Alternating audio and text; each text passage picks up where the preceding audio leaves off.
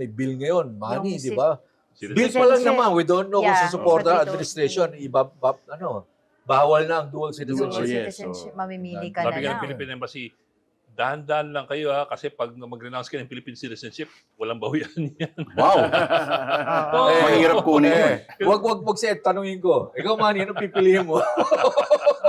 Ito. Sa ngayon, Oo. Yan yun. Kung Yeah. ikaw, kung dual ka, kunwari. siguro, Pilipino na muna. No! Hindi, ang dami uncertainty sa Amerika eh.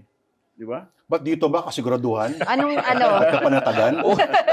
Dito naman, Manny, being practical lang, dito naman, kahit di ka naman citizen, pwede ka naman di ba? Tumagal dito at mas madali, practical. I mean, Mag-TNT ka lang. pahirapan, mukha ka naman Pilipino. Dito ka magtitiis.